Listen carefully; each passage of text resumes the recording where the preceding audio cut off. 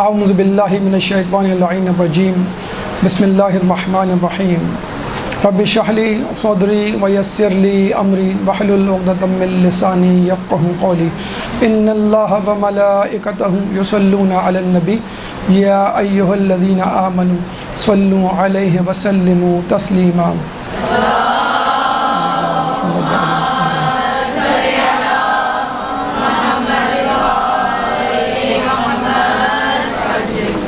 سب سے پہلے تو آپ تمام لوگوں کو ماہ شعبان کی مبارک ہو۔ اور جس طرح ہم دیکھتے ہیں کہ ماہ رجب اپنے ساتھ بہت ساری ولادتوں کو ساتھ لے کر آتا ہے، بڑا بابرکت مہینہ ہے، اسی طرح ماہ شعبان بھی اپنے دامن میں بہت ساری ولادتوں کو اور خوشیوں کو سمیٹے ہوئے ہے۔ اور اس میں خصوصی طور پہ کربلا کے جانثار اور کربلا کے معاون اور کربلا کے شہید، ان کی ولادتیں اس مہینے میں وارد ہوتی ہیں۔ سب سے پہلے پہلی شعبان کو بی بی زینب سلام اللہ علیہ کی ولادت مبارک۔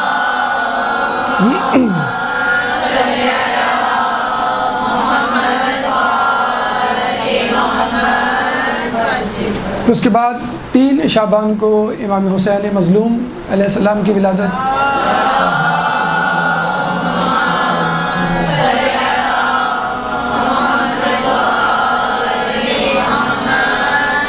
4 شعبان کو حضرت عباس علمدار کی ولادت مبارک۔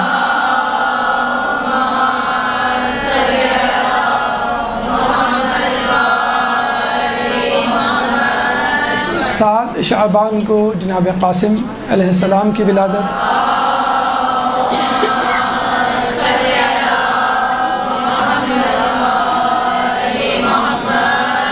11 شعبان کو شہزادہ علی اکبر کی ولادت۔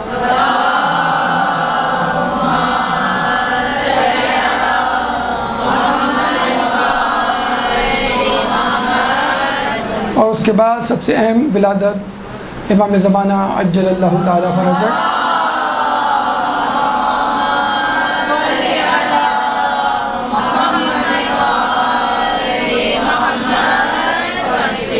تو آپ نے دیکھا کہ ولادتیں سب کے سب کربلا سے موسوم اور منسوب ہیں۔ بس ایک امام زمانہ کی ولادت جو کربلا سے ہٹ کے ہے، لیکن حقیقی طور پہ دقت کے ساتھ دیکھا جائے تو وہ بھی کربلا سے مربوط ہے۔ وہ اس طرح کہ وہ امام مظلوم کا یعنی کربلا کے سانحہ کا بدلہ لینے کے لیے اس دنیا میں تشریف لائیں گے، اور اس کے ساتھ ساتھ وہ اس دنیا کو عدل سے اس طرح بھر دیں گے کہ جس طرح وہ ظلم سے بھری ہوئی ہوگی۔ اور ظلموں میں سب سے بڑا ظلم کربلا سے زیادہ کون سا ظلم ہو سکتا ہے؟ چنانچہ اس موقع سے فائدہ اٹھاتے ہوئے اس مہینے میں 3 شعبان کو ہونے والی ولادت یعنی امام حسین علیہ السلام کی ولادت کے حوالے سے آج ہم نے اپنا موضوع ترتیب دیا ہے۔ چنانچہ گفتگو کا عنوان ہے ولادت باسعادت امام حسین مظلوم علیہ السلام۔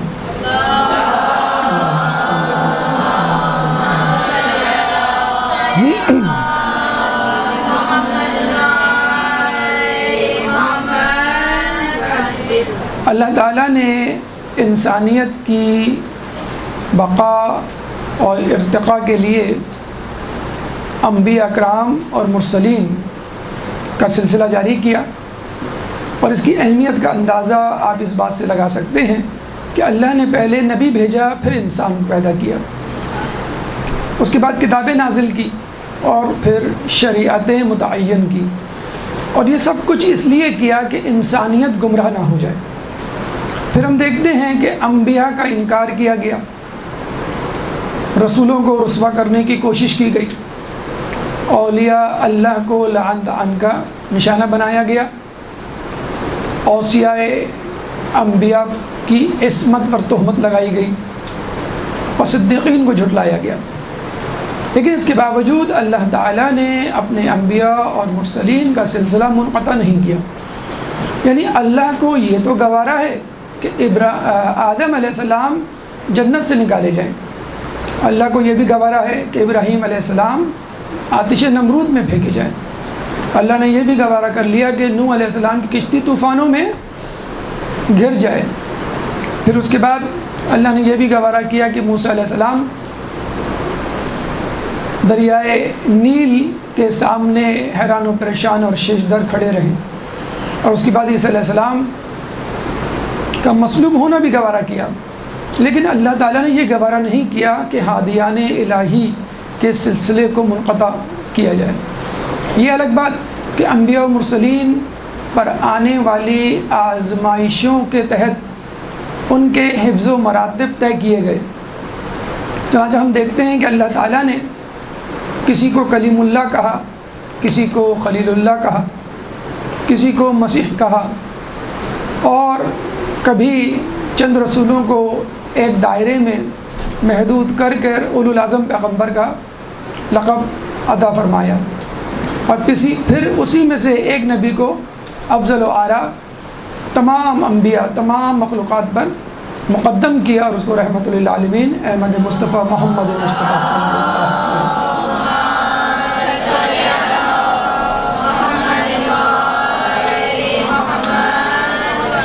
تو آپ نے دیکھا کہ نبی اپنی تمام تر عصمتوں کے باوجود تمام انبیاء رسول جیسے نہیں ہو سکتے، تو ہم جیسے غیر معصوم رسول جیسے کیسے ہو سکتے؟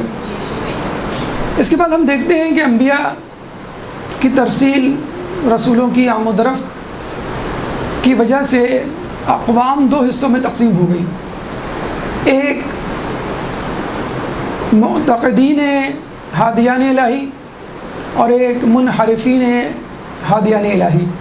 ایک گروہ وہ جو اللہ کے بھیجے ہوئے پیغمبروں کی تصدیق کرتا، اتباع کرتا، اور دوسرا گروہ وہ جو منحرف ہوتا اور گمراہ ہوتا۔ پھر لوگوں نے اللہ کی طرف سے بھیجے گئے ہادیان کے مختلف القاب تجویز کیے اور ان کو پکارا، کسی کو نبی کہا، کسی کو رسول کہا، کسی کو وصی کہا، کسی کو ولی کہا، کسی کو خلیفۃ اللہ کہا۔ اسی طرح منحرفین نے اور انبیاء کے منکرین نے اپنے رہنماؤں کے لیے الگ نام تجویز کیے، کسی کو بادشاہ، کسی کو شہنشاہ، کسی کو حکمراں، کسی کو عیار، کسی کو مکار، کسی کو بدماش، کسی کو اوباش، اس طرح مختلف ناموں سے ان کو ملقب کیا۔ پھر اس کے بعد ہم نے دیکھا کہ مختلف مذہب و ملت، رنگ و نسل اور سرحدوں پر مشتمل لوگوں نے اپنے طور پر اپنے رہنماؤں کے نام رکھے۔ مثلا ہندوؤں میں ہم نے پنڈت، گرو، سادھو جیسے نام دیکھے رہنماؤں میں۔ عیسائیوں میں راہب اور پادری جیسے القابات سے واسطہ پڑا۔ پھر عام عوام میں جن کا مذہب سے تعلق نہیں تھا، انہوں نے بھی اپنے رہنماؤں کے مختلف نام تجویز کیے۔ مثلا کسی نے ڈکٹیٹر کا نام تجویز کیا، کسی نے جو ہے وہ بادشاہ کا لقب، کسی نے ڈان، کسی نے کپتان، کسی نے سلطان، وغیرہ وغیرہ۔ لیکن ایک لقب جو رہنماؤں میں ہمیشہ مشترکہ اور ہمیشہ معروف رہا ہے، یونانیمسلی غیر متنازع رہا ہے، ہر مذہب و ملت و وطن اور مکتب فکر سے تعلق رکھنے والے لوگوں کے لیے، اور وہ لقب ہے شہید۔ یعنی جو شخص اپنے مشن، اپنے نظریات کے لیے اپنی جان پیش کر دے، وہ شہید ہے، بشرط یہ کہ وہ کسی جرم کی وجہ سے نہ مارا جائے، یعنی اس نے کسی کا مال چرایا ہو، کسی کو قتل کیا ہو، یا کوئی اور وجہ۔ چنانچہ ہم یہ دیکھتے ہیں کہ شہید کا لقب اس کو دیا جاتا ہے جو نیکوکار ہو، چاہے وہ گروہ خود بے دین ہو، خود خدا کو نہ مانتا ہو، لیکن اپنے نظریات کے لیے جان دینے والے کو ہر شخص، ہر مکتبہ فکر، ہر گروہ پسند کرتا ہے۔ تو ہم نے دیکھا شہید کا لفظ اسلام میں بھی ہے، شہید کا لفظ عیسائیوں میں بھی ہے، یہودیوں میں بھی ہے، ہندوؤں میں بھی ہے، اور ایتھیسٹ جو خدا کو نہیں مانتے ان لوگوں میں بھی ہے۔ تو جب لفظ شہید یا شہید رہنما انسان کے لیے غیر متنازع طور پر مشہور و معروف اور مقبول لقب ہو سکتا ہے، تو سید الشہداء بدرجہ اولا مشہور و معروف اور مقبول ہو سکتا ہے۔ جب ہم دیکھتے ہیں کہ جب علی کا نام آتا ہے تو امت مسلمہ پارا پارا ہو جاتی ہے، فرقوں میں بٹ جاتی ہے، اور جب حسین کا نام آتا ہے تو یہی پارا پارا امت مسلمہ متحد ہو کر حسین کو پیار کرنے لگتی ہے۔ اور حسین کا پیار، حسین کی محبت فقط امت مسلمہ تک محدود نہیں۔ آپ جب عیسائیوں کے پاس جاتے ہیں تو دیکھتے ہیں کہ عیسائی راہب اپنی اولاد کے لیے امام حسین کی چوکھٹ پہ سر جھکاتا ہے۔ جب یہودیوں کو دیکھتے ہیں تو پتہ چلتا ہے کہ وہ حسین کے سر اقدس کو ایک رات اپنے گھر میں رکھنے کے لیے ہزاروں دینار خرچ کر دیتا ہے۔ اور جب ہندوؤں کی طرف نظر کرتے ہیں تو ہندو اپنی تمام تر ذات پات میں تقسیم بندی کے باوجود حسینی برہمن کہلانے میں فخر محسوس کرتے ہیں۔ انسان کو بیدار تو ہو لینے دو، ہر قوم پکارے گی ہمارے ہیں حسین۔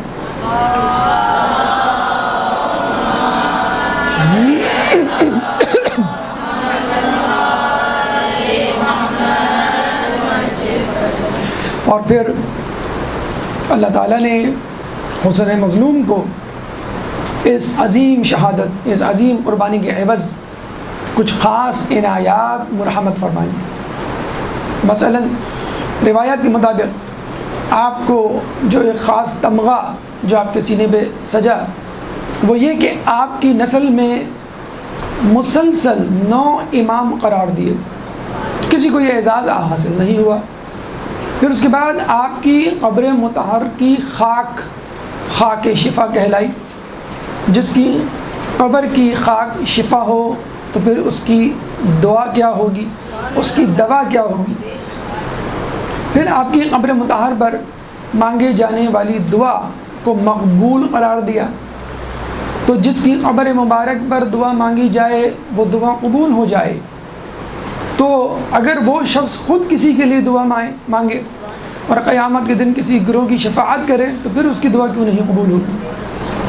پھر اس کے بعد امام حسین مظلوم کی مرقد اور مطاہرت اور روضے کی زیارت کرنے والے زائر کے لیے کہا گیا کہ اس کی عمر جو اس نے وہاں گزاری ہوگی اس کو شمار نہیں کیا جائے گا۔ تو یہ وہ 4 تمغے ہیں جو اللہ تعالیٰ نے سید الشہداء کو کربلا میں قربانی دینے کے عوض عنایت کی۔ اور ایک تمغہ تو اس سے بھی آگے بڑھ کر ہے۔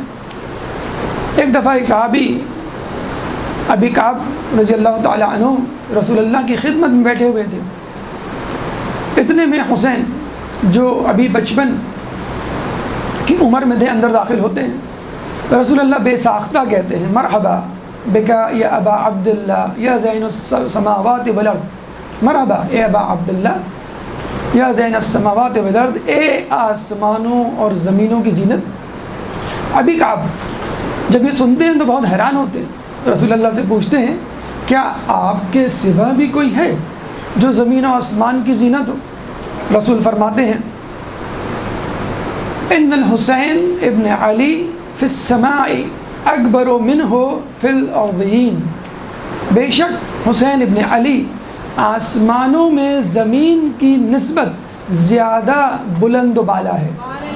زمین کے لوگ حسین کو اتنا نہیں جانتے جتنا آسمان کے لوگ جانتے۔ اور پھر رسول نے کہا کہ اس خدا کی قسم کہ جس نے مجھے مبعوث کر کے بھیجا ہے، عرش کے دائیں طرف یہ لکھا ہوا ہے حسین مصباح الہدی و سفینۃ النجات، حسین ہدایت کا چراغ اور نجات کی کشتی ہے۔ آپ نے اہل بیت کے حوالے سے سنا کہ اہل بیت خود نجات کی کشتی ہے، لیکن اہل بیت میں کسی فرد کو الگ سے نجات کی کشتی نہیں کہا گیا۔ یہ حسین کا اعزاز ہے کہ الگ سے آپ کو نجات کی کشتی کہا گیا، اور غالباً اس لیے کہ کربلا کے میدان میں اگر لوگ مشوش ہو جائیں، پریشان ہو جائیں، وہم میں مبتلا ہو جائیں کہ حق کس طرف ہے، تو وہ حسین کی طرف دیکھ لیں، بس حسین جہاں ہوں گے وہیں پہ نجات کی کشتی ہوگی، وہی چراغ ہدایت کا چراغ ہوگا۔ ایک درود پڑھ دیں محمد علیہ وسلم۔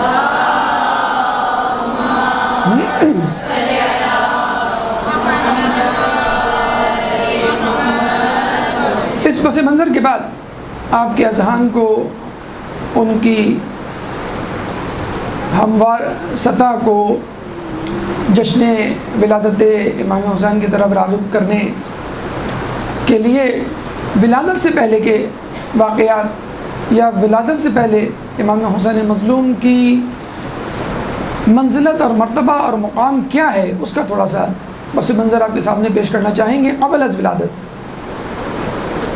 ایک دفعہ عبداللہ بن مسعود انصاری رضی اللہ تعالیٰ عنہ رسول اللہ کے پاس بیٹھے ہوتے ہیں اور کہتے ہیں ارن الحق حتی اتبعہ، اے اللہ کے رسول مجھے حق دکھلا دیجئے تاکہ میں اس کی اتباع کروں۔ رسول نے سامنے والے کمرے کی طرف اشارہ کیا اور کہا کہ تم اس کمرے میں چلے جاؤ، یعنی گویا وہ کہنا چاہ رہے ہوں کہ حق اس کمرے میں ہے۔ جب آپ اندر داخل ہوتے ہیں تو پتہ چلتا ہے وہاں امیر المومنین نماز پڑھ رہے ہیں۔ نماز پڑھنے کے بعد وہ اپنے ہاتھوں کو بلند کرتے ہیں دعا کے لیے اور کہتے ہیں کہ اللہ تجھے محمد کا واسطہ میرے خطا کار شیعوں کو بخش دے۔ جب یہ سن کے عبداللہ بن مسعود باہر نکلتے ہیں تو دیکھتے ہیں کہ رسول اللہ اپنی جگہ پر کھڑے ہوئے نماز پڑھ رہے ہیں، اور نماز پڑھنے کے بعد اپنے ہاتھوں کو بلند کرتے ہیں اور کہتے ہیں اے اللہ تجھے علی کا واسطہ میری گناہ گار امت کو بخش دے۔ اب یہ سن کر عبداللہ بن مسعود بے ہوش ہو جاتے ہیں، رسول ان کو ہوش میں لاتے ہیں۔ کفرن بعد الایمان، اے عبداللہ بن مسعود کیا تم ایمان لانے کے بعد کافر ہوئے جاتے ہو؟ عبداللہ بن مسعود کہتے ہیں کہ مجھے سمجھ نہیں آ رہا، علی آپ کا واسطہ دے رہے ہیں اور آپ علی کا واسطہ دے رہے ہیں۔ تو رسول اللہ نے کہا کہ دیکھو ہم لوگ اس کائنات کو تخلیق کرنے سے 2000 سال پہلے پیدا کیے گئے اور ہم نے اللہ کی عبادت کی۔ اللہ نے سب سے پہلے میرے نور کو پیدا کیا اور اس نور کو شق کیا، اور اس کے بعد اس نور سے زمین و آسمان بنائے، چنانچہ میں زمین و آسمان سے افضل ہوں۔ اس کے بعد اللہ تعالیٰ نے علی کے نور کو شق کیا اور پھر علی کے نور سے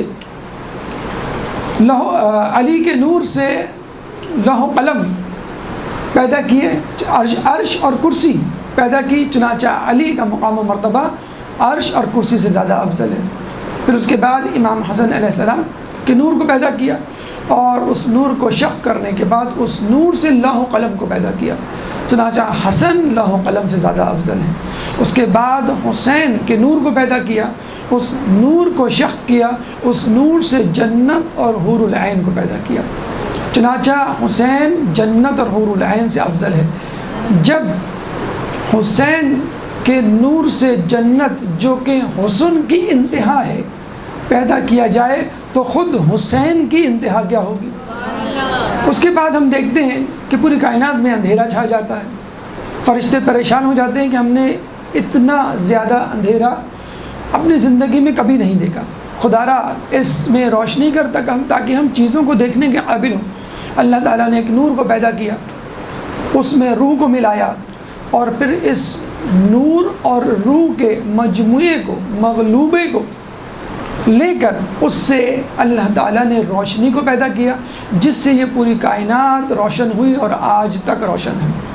تو یہ وہ پنجتن ہے کہ جن کے نوروں کو، جن کے انوار کو اللہ تعالیٰ نے حقیقی طور پہ اس دنیا کو تخلیق کرنے سے 2000 سال پہلے پیدا کر دیا تھا، اور یہ اس وقت سے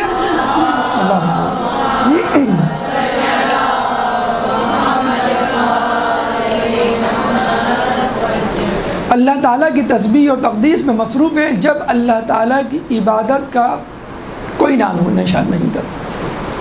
تو آپ کو اندازہ ہو جانا چاہیے کہ حسین کی پیدائش، حسین کی ولادت پہ تذکرہ تو بہت دور کی بات، ہمیں یہ دیکھنا چاہیے کہ کیا کیا چیزیں حسین سے پیدا ہوئیں، کیونکہ حسین سے پیدا ہونے والی چیز جنت، اور جنت میں موجود نعمتیں ہوں تو خود حسین کا مرتبہ مقام کیا ہوگا۔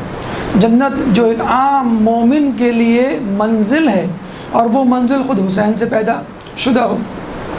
اس کے بعد ہم قرآن کی طرف چلتے ہیں اور یہ دیکھتے ہیں کہ قرآن امام حسین مظلوم کی کس طرح تسبیح، تقدیس اور تعریف کرتا ہوا نظر آتا ہے۔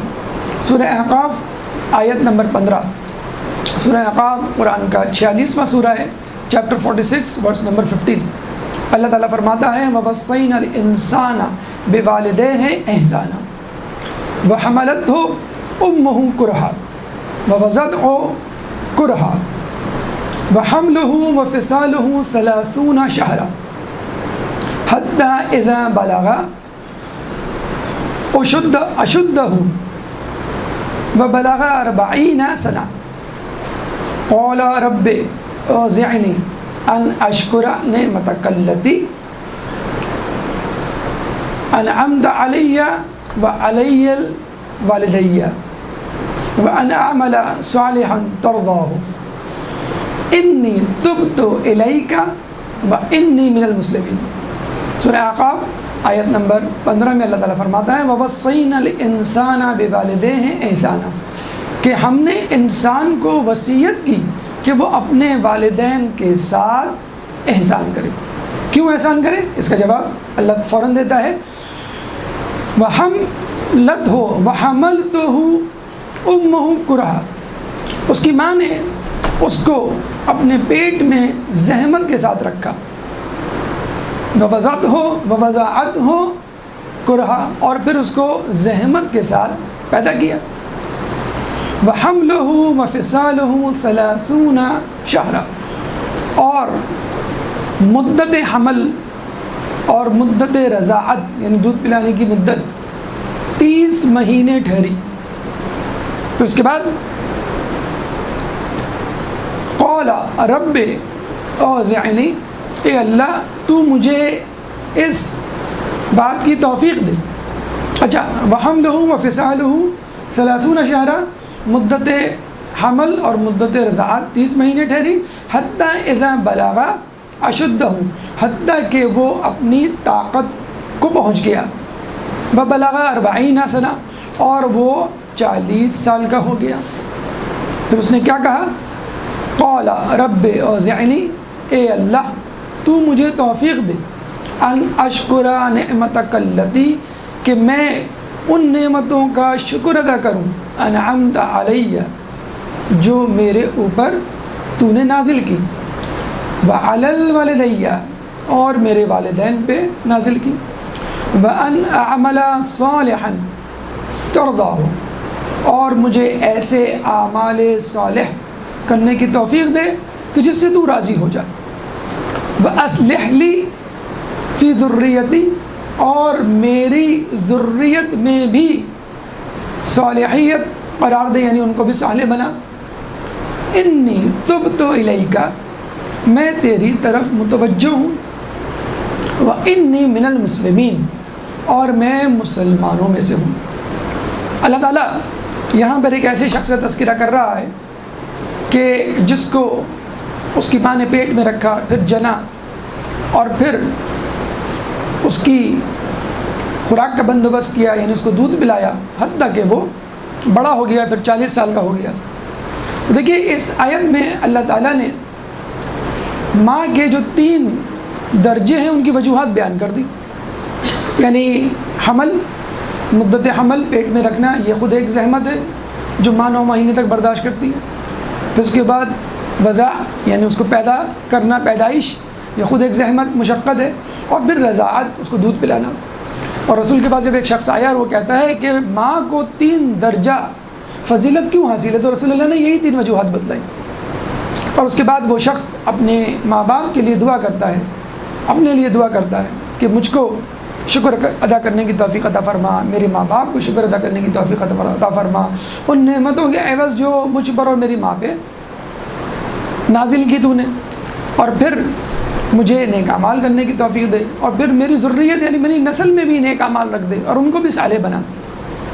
اب یہاں پر یہ سوال پیدا ہوتا ہے کہ اللہ تعالیٰ نے جو یہ کہا کہ وَحَمْلُهُ وَفِصَالُهُ 30 شهرا، کہ اس کی مدت حمل اور مدت رضاعت 30 مہینے ہے، تو ان 30 مہینوں میں سے کتنے مہینے مدت حمل کے گنے جائیں گے اور کتنے مہینے مدت رضاعت کے؟ تو اس کا فیصلہ قرآن نے بڑی آسانی کے ساتھ سورہ بقرہ آیت نمبر 233 میں کر دیا۔ سورہ بقرہ قرآن کا دوسرا سورہ، چیپٹر 2 ورس نمبر 233، اللہ فرماتا ہے وَالْوَالِدَاتُ يُرْضِعْنَ أَوْلَادَهُنَّ حَوْلَيْنِ كَامِلَيْنِ، اور والدین اپنے بچوں کو 2 سال کامل دودھ پلائیں۔ تو جب اللہ نے 2 سال کامل کہہ دیا تو اس کا مطلب ہے 24 مہینے مدت رضاعت متعین ہو گئی۔ اب 30 مہینے میں سے 24 مہینے نکال دیں، 6 مہینے رہ جاتے ہیں۔ ویسے تو 9 مہینے مدت حمل ہوتی ہے، ورنہ کم سے کم جو مدت حمل ہے وہ 6 مہینے۔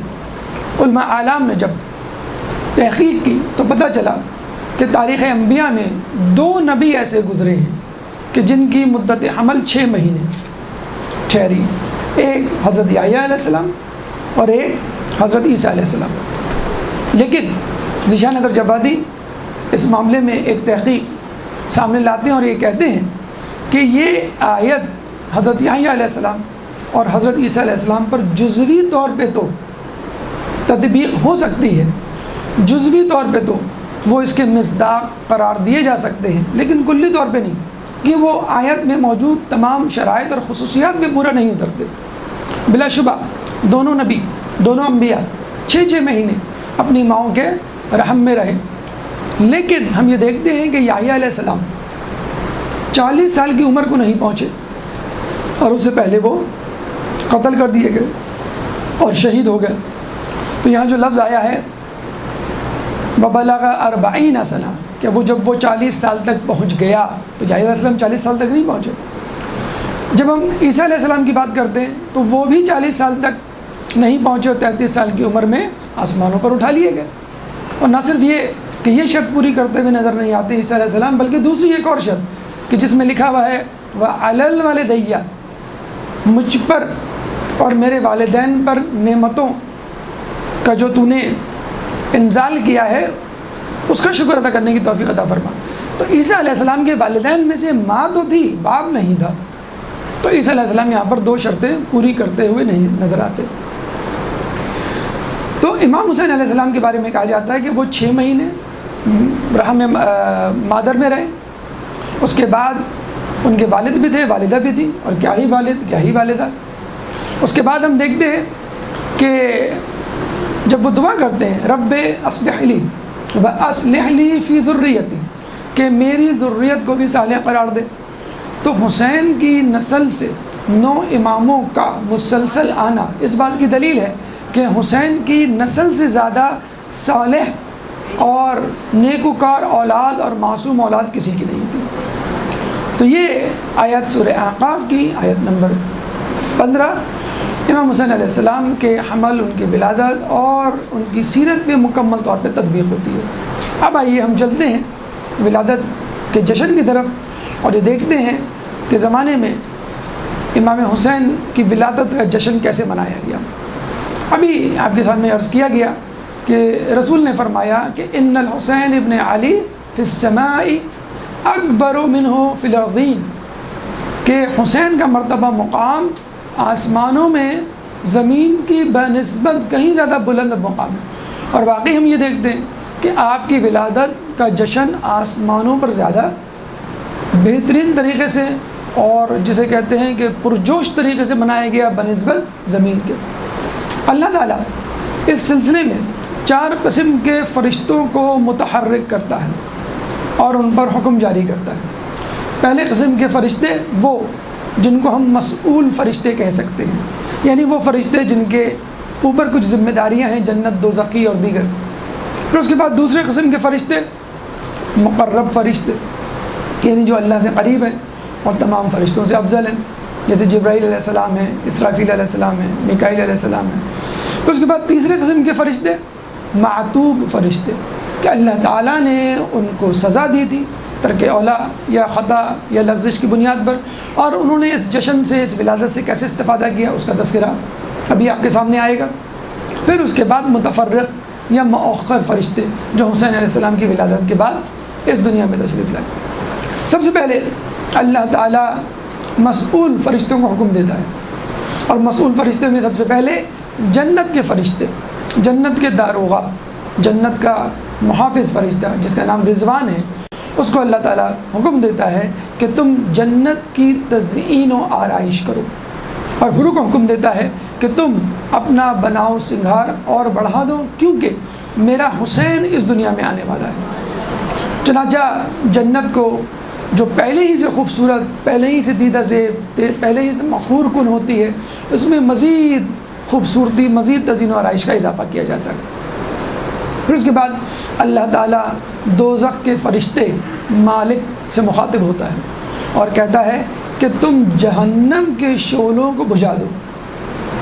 ہمیں یہاں یہ پوچھنا چاہیے کہ اللہ کہ تو نے جنت کی تزئین و آرائش کا حکم دیا جو پہلے سے موجود تھی، تو جہنم کے شعلوں کی آنچ کو کم کر دیتا، مطلقاً بجھانا۔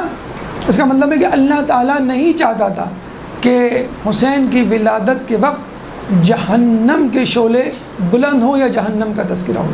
یعنی حسین کی شفاعت اتنی زیادہ بلند و بالا شفاعت ہے کہ کوئی شخص اگر خود سے چاہے منحرف ہو کے تو جہنم میں چلا جائے، ورنہ حسین کی شفاعت پوری دنیا کے لوگوں کو کافی ہے جنت میں لے جانے کے لیے۔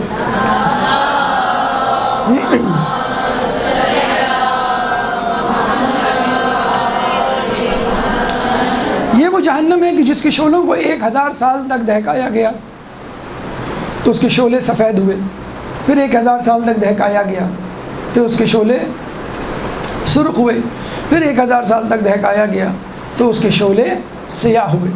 تو جہنم کی آگ اور دنیا کی آگ میں یہی فرق ہے کہ دنیا کی آگ چاہے آپ کو جلائے لیکن کم از کم روشنی ضرور پیدا کر دیتی ہے جہاں جلائی جاتی ہے، کمرے میں یا کسی جگہ، لیکن جہنم کی آگ روشنی بھی نہیں پیدا کرے گی۔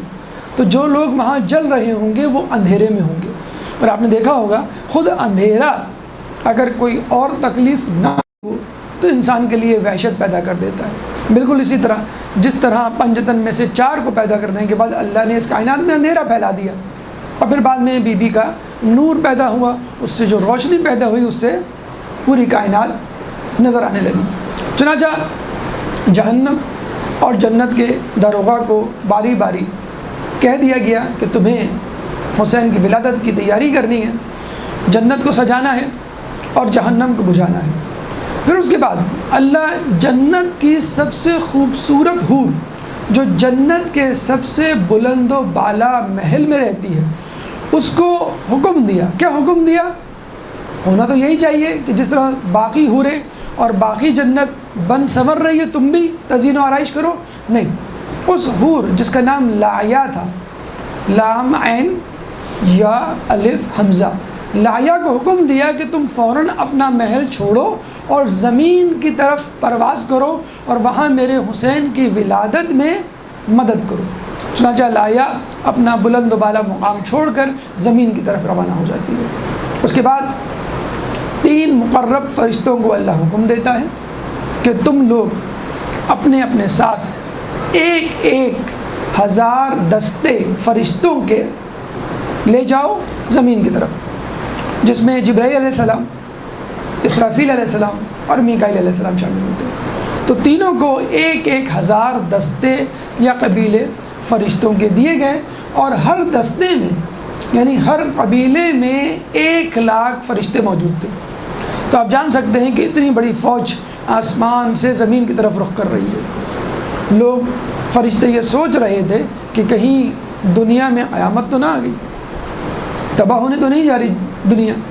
چنانچہ جب یہ فرشتے رخ کرتے ہیں زمین کا تو ان کو ایک خاص قسم کے فرشتے جوائن کرتے ہیں، اور وہ فرشتے کہلاتے ہیں روحانیین۔ روحانیین کے بارے میں کہا جاتا ہے کہ ان کے ہاتھ میں نورانی تھال ہوں گے، اور وہ عام فرشتوں کی بنسبت زیادہ نورانی ہوں گے۔ وہ بھی ان فرشتوں کے ساتھ زمین کی طرف نزول کرتے ہیں۔ جب یہ زمین پر پہنچتے ہیں تو اللہ کے رسول کو خوشخبری دیتے، اور اس کے بعد معتوب فرشتے کہ جن کو کسی وجہ سے اللہ تعالیٰ نے سزا دے رکھی تھی وہ ان فرشتوں سے ملاقات کرتے ہیں۔ سب سے پہلا فرشتہ معتوب فرشتہ جس کو اللہ تعالیٰ نے سزا دی تھی اس کا نام ہے سرسائل، سواد سے سر سوائل۔ سرسائل نے جبرائیل کو کہا کہ تم لوگ کہاں سے آ رہے ہو؟ جبرائیل نے کہا کہ ہم حسین کی ولادت منا کے آ رہے ہیں۔ سرسائل نے کہا کہ تم دوبارہ جاؤ اور رسول سے یہ کہو کہ اللہ تعالیٰ نے مجھے معتوب کر دیا ہے اور سزا دے رکھی ہے، اپنی عبادت سے معطل کر دیا ہے۔ اگر ہمیں اللہ تعالیٰ کسی وجہ سے یہ کہہ دے کہ بھئی تم نماز روزہ آج سے نہ کرو تو شاید ہم خوشی سے پھولے نہ سمائیں کہ زحمت اور مشقت سے بچ گئے۔ وہاں فرشتہ پریشان ہے کہ مجھے عبادت سے محروم کر دیا گیا۔ اس کا گناہ کیا تھا؟ فقط یہ سوچ اس کے 70,000 پر تھے سرسائل کے، جس کے بارے میں کہا جاتا ہے کہ ایک پر سے لے کر دوسرے پر تک کا فاصلہ مشرق و مغرب کے فاصلے کے درمیان تھا۔ کہتے ہیں کہ جب یہ سرسائل یہ سوچ رہا تھا کہ کیا اللہ تعالیٰ کو سمندر میں موجود، اس کی تہہ میں موجود جاندار کا بھی علم ہے، اور کیا اللہ تعالیٰ کو اندھیری راہ میں موجود کسی چھوٹے سے جانور کا بھی علم ہے، کیونکہ کائنات تو بہت بڑی ہے۔ یعنی اس نے علم خدا پر شک کیا۔ بس اللہ تعالیٰ کو جب پتہ چلا تو اس نے فوری طور پر اس فرشتے سرسائل کی گرفت کی اور کہا آج سے تو عبادت سے معزول ہے۔ چنانچہ سرسائل نے جب رسول کو پیغام پہنچایا کہ آپ اس مولود کے ذریعے سے میری شفاعت کا تقاضا کریں، میری شفاعت کروائیں، تو رسول اللہ نے حسین مولود کو اپنے ہاتھوں میں بلند کیا اور کہا اے اللہ، اگر اس مولود کی کوئی حیثیت، مقام و مرتبہ تیرے سامنے ہے تو سرسائل کو معاف کر دو، اور اللہ تعالیٰ فوراً سرسائل کو معاف کر دیتا ہے۔ یہاں پہ کربلا میں موجود اس منظر کو یاد کیجئے کہ جب حسین نے اپنے نومولود ششماہے کو اپنے ہاتھوں پہ بلند کیا تھا، لیکن فوج اشقیہ نے جس طرح حسین کی معرفت سے انکار کیا، اس طرح اس مولود کی معرفت سے بھی انکار کر دیا۔ اس کے بعد دوسرا فرشتہ جس کو ولادت حسین سے استفادہ ہوا، اس کا نام ہے دردائل۔ دردائل کے بارے میں کہا جاتا ہے کہ اس کے 16,000 پر تھے، اور ایک پر سے لے کر دوسرے پر تک کا فاصلہ مشرق و مغرب کے برابر۔ دردائل کا گناہ کیا تھا، اس کی لغزش، اس کی خطا کیا تھی؟ کہتے ہیں کہ اس نے ایک دفعہ یہ سوچا کیا اللہ تعالیٰ کے عرش سے اوپر بھی کوئی چیز ہے؟ اگر کوئی چیز ہے تو وہ کتنی بلند ہوگی کہ وہ اللہ کے عرش سے بھی بلند و بالا ہے۔ بس جب اللہ تعالیٰ نے دردائل کے ذہن میں آنے والے اس خیال، اس شک کو سنا تو اللہ نے فوراً اس کو معطوب کیا، بلکہ معطوب کرنے سے پہلے اس کو 16,000 پر اور دیے کہ تو ان دگنے پروں کے ساتھ، یعنی 32,000 پروں کے ساتھ پرواز کر، اور یہ دیکھ میرا عرش کہاں تک ہے۔ چنانچہ وہ فرشتہ پرواز کرتا ہے اور کرتا چلا جاتا ہے، لیکن 50,000 سال تک پرواز کرنے کے باوجود وہ اللہ کے عرش کے پہلے ستون کو بھی عبور نہیں کر پاتا، تھک ہار کے گر جاتا ہے۔ تو اللہ تعالیٰ کہتا ہے کہ یاد رکھ، کسی بھی باعظمت شخص سے زیادہ میں باعظمت ہوں، اور میرے مکان کی کوئی قید نہیں، میرا کوئی مکان نہیں۔ تو اگر کوئی یہ کہے کہ اللہ کا عرش ہے تو اللہ وہاں رہتا ہوگا، اللہ کی کرسی ہے تو اس پہ بیٹھتا ہوگا، واسع کرسی السماوات والارض، تو اس کا مطلب کرسی نہیں بلکہ اقتدار۔ ہم قیامت کے دن ہم کسی طرف تو رخ کر کے گویا ہوں گے یا گفتگو کریں گے، تو اللہ تعالیٰ نے ایک عرش بنا دیا۔ جب ہم نماز پڑھتے ہیں تو کسی چیز کی طرف نماز رخ کر کے پڑھتے ہیں کہ ہم چاہتے ہیں کہ ہمارا رخ اللہ کی طرف ہو، تو اللہ تعالیٰ نے بیت اللہ بنا دیا کہ گویا یہ میرا گھر ہے، سمجھو کہ میں اس میں ہوں اور تم میری طرف رخ کر کے مجھ سے بات کر رہے ہو۔ چنانچہ جب ہم دیکھتے ہیں کہ جب گفتگو کرتے ہیں تو اس شخص کی طرف دیکھا جاتا ہے، اور اگر ہم ادھر ادھر دیکھ رہے ہو تو ہمارا دھیان نہیں ہوتا۔ تو اس کا مطلب یہ نہیں کہ بیت اللہ میں اللہ رہتا ہے، اللہ کے گھر کا مطلب یہ نہیں کہ اللہ رہتا ہے، ایک استعارہ، ایک تمثیل۔ چنانچہ عرش کا مطلب یہ نہیں کہ اللہ وہاں رہتا ہے۔ بہرحال اس سے ملتی جلتی ایک روایت ہمیں اور ملتی ہے کہ ایک شخص نے اللہ سے کہا کہ میں تیری جنت کی وسعت دیکھنا چاہتا ہوں، تو اللہ تعالیٰ نے اس کو طاقت پرواز دیے اور اس فرشتے نے اڑنا شروع کیا۔ کہتے ہیں کہ وہ فرشتہ 30,000 سال تک اڑتا رہا اور تھکار کے گر گیا۔ اللہ تعالیٰ نے دوبارہ جسے کہتے ہیں کہ اس کو ریچارج کیا یا فیول دیا یا طاقت و توانائی دی، پھر دوبارہ نئے پر عطا کیے، پھر وہ 30,000 سال تک اڑتا رہا، پھر تھکار کے گر گیا، پھر اللہ تعالیٰ نے اس کو بالوں پر دیے، طاقت توانائی دی، پھر وہ 30,000 سال تک۔ کہتے ہیں کہ اس طرح یعنی 30,000 سال تک وہ 30,000 مرتبہ اڑا۔ 30,000 مرتبہ اڑنے کے بعد، اور ہر مرتبہ 30,000 سال تک اڑتے اڑتے جب وہ گر گیا تھک ہار کے، تو پتہ چلا کہ وہ ایک باغ میں آ کے گرا۔ اس کی آنکھ کھلی تو دیکھا باغ کے ساتھ ایک محل کی دیوار میں ایک کھڑکی، کھڑکی کھلتی ہے، ایک حور اپنا چہرہ باہر نکالتی ہے اور کہتی ہے تو نے تو اب تک فقط میرا ایک صحن پار نہیں کیا، فقط ایک حور کا ایک صحن وہ فرشتہ نہیں پار کر پایا، تو عرش کی وسعت کیا ہوگی۔ اور یہاں یہ بھی جان لیجئے کہ عرش اگر اتنا وسیع ہے، اتنا پرعظمت ہے، تو جس چیز سے عرش کی تخلیق ہوئی ہوگی وہ کتنا پرعظمت ہوگا، یعنی مولا کائنات حضرت علی ابن ابی طالب۔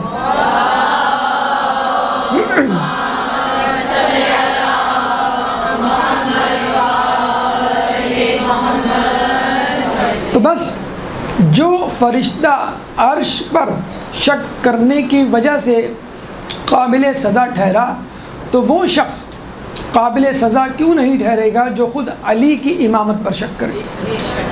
اس کے بعد تیسرا فرشتہ فطرس، جس کے بارے میں آپ سنتے آئیں کہ اس کو بھی اللہ تعالیٰ نے ایک جزیرے میں معزول کر دیا، معذوب کر دیا۔ اس کا گناہ ان سب سے زیادہ تھا۔ کہتے ہیں کہ اللہ تعالیٰ نے جب ولایت علی کو فرشتوں کے سامنے پیش کیا تو فطرس نے انکار کر دیا، چنانچہ اللہ تعالیٰ نے اس کے بالوں پر توڑ کے اس کو جزیرے میں معزول کر دیا۔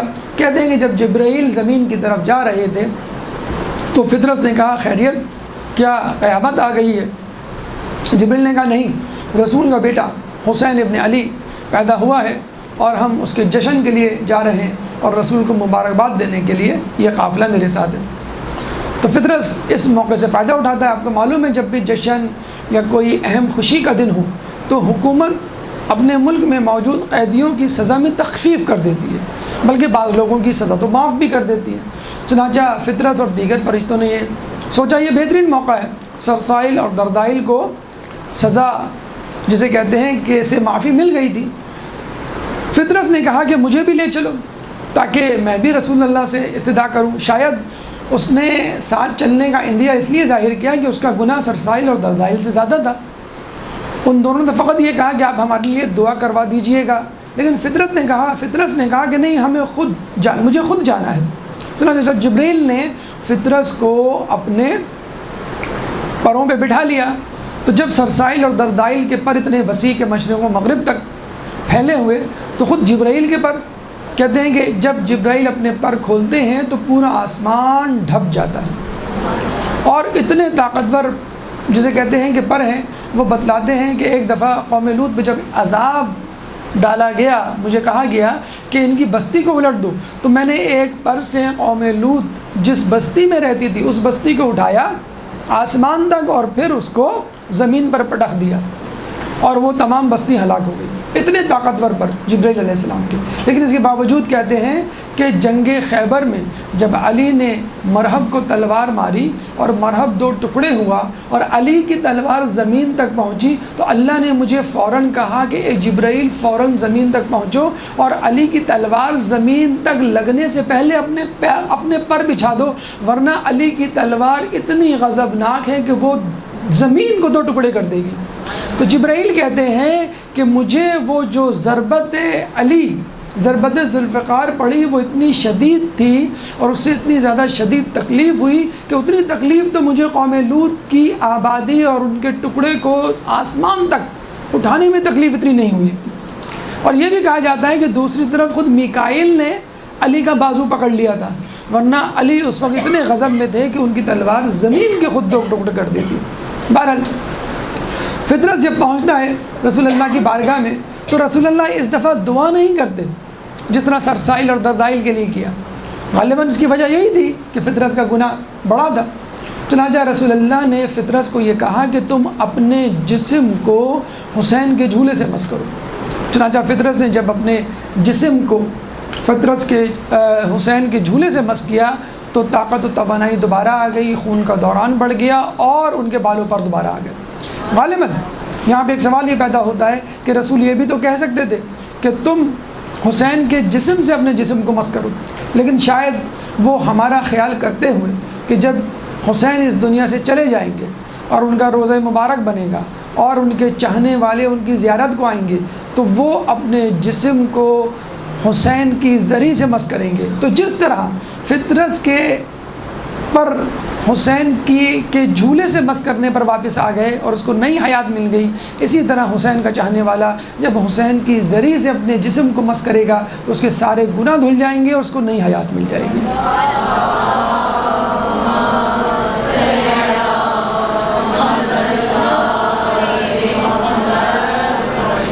اچھا، یہاں پر فرشتوں کی، ان کے پروں کی بات سن کر نوجوان نسل یا سائنس کے اسٹوڈنٹ یہ کہہ سکتے ہیں کہ بھئی یہ تو کمپیوٹر ایج ہے، ایروپلین کی جو ہے دنیا ہے، کمپیوٹر دور ہے، اور آپ ہمیں بات بتلا رہے ہیں 14 سال پہلے کی، فرشتوں کی، پرندوں کی۔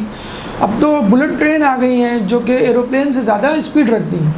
تو مجھے بتائیے، سائنسدانوں نے یہ جو ایروپلین ایجاد کیے ہیں، ہوائی جہاز بنائے ہیں، کس کو دیکھ کر؟ اللہ کی مخلوق پرندوں کو دیکھ کر، کہ جس طرح پرندے پرواز کرتے ہیں اور جو ساخت اور ہیئت اسٹرکچر رکھتے ہیں، اسی ہیئت اسی اسٹرکچر پہ ایروپلین کو بنایا گیا۔ بلکہ ابھی پچھلے دنوں آپ کو یاد ہوگا، آپ نے شاید پڑھا ہوگا کہ چائنا نے بلٹ ٹرین بنائی تھی۔ تو کہتے ہیں جب وہ بلٹ ٹرین بنائی تو اس کی ایکسپیکٹڈ اسپیڈ جو تھی وہ 1000 کلومیٹر پر آور تھی، لیکن پوری کوشش کے باوجود وہ 1000 کلومیٹر پر آور کی اسپیڈ اچیو نہیں کر سکی، کیونکہ ریزسٹنس آف ایئر اتنی زیادہ تھی آگے سے۔ چنانچہ انہوں نے سائنسدانوں کو ٹاسک دیا کہ بھئی آپ سوچیں اور پتہ چلائیں کہ فالٹ کیا ہے اور ہم اس کو کیسے اوور کم کریں، اور ایئر ریزسٹنس کو کیسے کم کریں، اور اس کی اسپیڈ کو کیسے امپروو کریں۔ تو ایک سائنسدان نے ریسرچ کرنے کے بعد یہ کہا کہ اگر ہم اس کا فرنٹ پورشن بلنٹ کی بجائے شارپ بنا دیں، جیسے پینسل کی نوک، جیسے پرندے کی چونچ، تو اس نے باقاعدہ کوشر نامی برڈ کا حوالہ دیا اور یہ کہا کہ یہ کوشر نامی برڈ جب پانی میں ڈبکی لگاتا ہے تو پانی کی لہریں ایک دم سے ہٹ جاتی ہیں، کیونکہ اس کا جو ایج ہوتا ہے، پوائنٹڈ بیک، وہ اتنا شارپ ہوتا ہے کہ اس کا سرفیس ایریا کم ہونے کی وجہ سے وہ فوراً پینیٹریٹ کر جاتا ہے پانی میں۔ تو اگر آپ بلٹ ٹرین کو بلنٹ کی بجائے شارپ بنائیں گے تو بلٹ ٹرین کا ہوا میں پینیٹریٹ کرنا زیادہ آسان ہوگا، اس کا سرفیس ایریا کم ہوگا، ایئر ریزسٹنس کم ہوگی۔ چنانچہ انہوں نے اس طرز پر بلٹ ٹرین دوبارہ بنائی اور اس کا اس دفعہ فرنٹ پورشن کوشر برڈ نامی چونچ جس کی ہوتی ہے اس کی طرز پہ رکھا اور بلٹ ٹرین وہ کامیاب ہو گئی۔ تو آپ کا ایروپلین ہو، آپ کی بلٹ ٹرین ہو، وہ اللہ تعالیٰ کی پیدا کردہ مخلوق ہی سے آئیڈیا لے کر، مستعار لے کر اپنی ایجادات اور دریافت کو ترتیب دیا جاتا ہے۔ تو اللہ تعالیٰ کی ایجادات، اللہ تعالیٰ کی مخلوقات پہ غور کیجئے، یہی غور فکر آپ کو نئی نئی دریافتوں اور نئی نئی ایجادات کی طرف لے کے جائے گا۔ ایک درود پڑھ دے محمد علیہ وسلم۔